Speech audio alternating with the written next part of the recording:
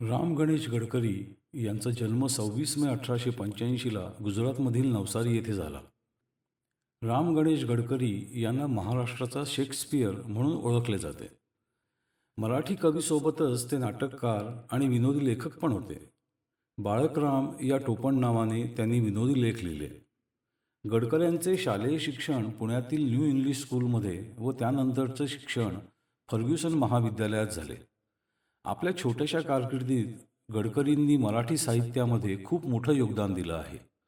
गोविंदाग्रज या टोपण नावाने त्यांनी सुमारे 150 कविता लिहिल्या.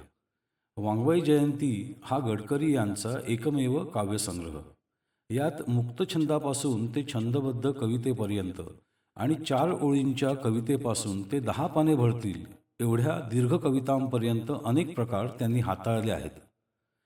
विनोदी लेखासोबत त्यांनी एकच प्याला, प्रेमसन्यास, पुण्यप्रभाव आणि भावबंधन ही 4 नाटकेही लिहिली. भावबंधन या नाटकाचा अखेरचा प्रवेश लिहिल्यानंतर थोड्याच वेळात त्यांचे प्राणोत्क्रमण झाले. तर राजसन्यास आणि वेड्यांचा बाजार ही त्यांची 2 अपुरी राहिलेली नाटके. गडकऱ्यांच्या अनेक नाटकांची नावे ही 5 अक्षरीच आहेत. गडकऱ्यांचे साहित्य अल्प असले तरी मराठी मनावरील त्यांचा प्रभाव मात्र अपूर्व असून तो त्यांच्या मृत्यूनंतरही टिकून आहे. त्यांच्या कवितेत भावोत्कटता व कल्पना चमत्कृती यांचा एकाच वेळी प्रत्यय येतो. त्यांच्या नाट्यकृतीतून नाट्यात्मतेबरोबरच ठिकठिकाणी काव्यात्मतेचा साक्षात्कारही होतो. असाधारण कल्पनाशक्ती आणि तितकीच असाधारण शब्दशक्ती हे गडकरी वाङ्मयाचे विशेष आहेत. क्षयाच्या आजारामुळे 23 जानेवारी 1919ला वयाच्या अवघ्या 34व्या वर्षीच त्यांनी विदर्भातील सावनेर या गावी जगाचा निरोप घेतला. आज त्यांच्या काही कविता आपल्यापुढे सादर करत आहे. कवितेचं नाव आहे हृदयास. जीवलग हृदया मूढ वृत्ती धारण केली का असली, लाथ मारत्या चंचल जगता प्रेमाची सोंगे कसली.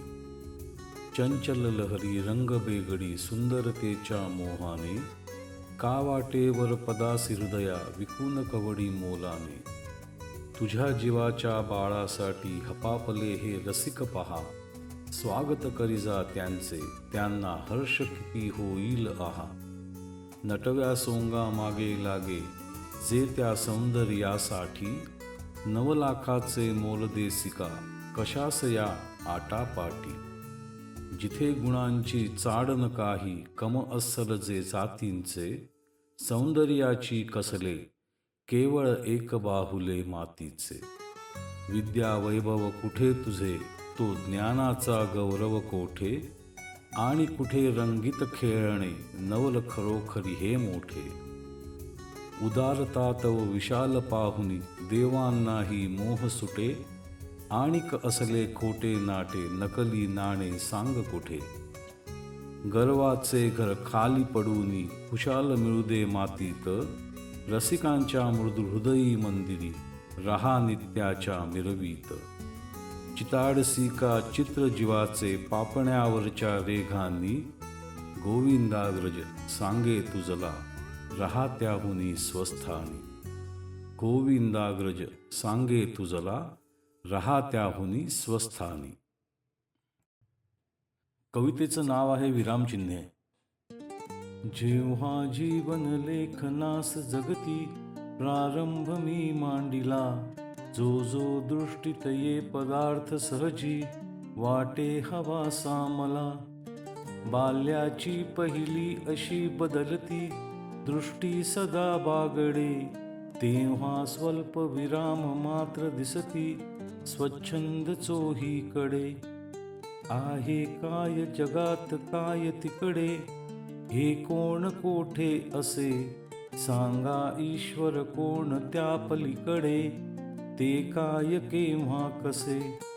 जे ते पाहून या परी भकतसे, दृक् संशय टाकीत, सारा जीवन लेख मी करीतसे, ते प्रश्नचिन्हांकित.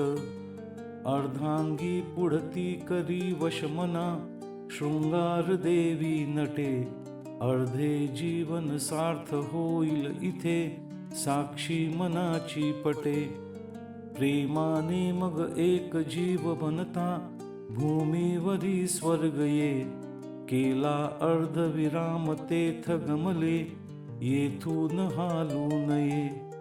झाली व्यापक दृष्टी चित्त फिरले, साश्चर्य विश्वांतरी. दिक्कालादि अनंत रूप बघता, मी होत वेड्या परी. सूक्ष्म स्थूल ही सारखी भ्रमविती, लागे मुळी अंतना. त्या काळी मग जाहले सहजची, उद्गार वाची मन. आशा प्रेम नवीन वैभव तशी, कीर्ती प्रभा सदृश. ही एक एक समर्थ आज नसती, नसती कराया वश. सर्वांचा परमोच्च संगम चिर, जेथे असे जाहला. देवा पूर्ण विराम त्या तव पदी, दे शीघ्र आता मला, दे शीघ्र आता मला. कवितेचं नाव आहे फूल न फुलाची पाकळी. शहाजहाना आधी मेली, ख्याली खुशाली ती त्याची. खडा तेवढा ताजमहालच, भूषा जिया जगताची. चुकल्या तरुणा वेश्या क्रीडान, आज तुझे स्मरणात नसे. कालिदास कृत शाकुंतल परी, सरस्वतीच्या कंठी असे. कुणी खड्यांनी भरले रंजन, वाल्ह्याचे फुटले सारे.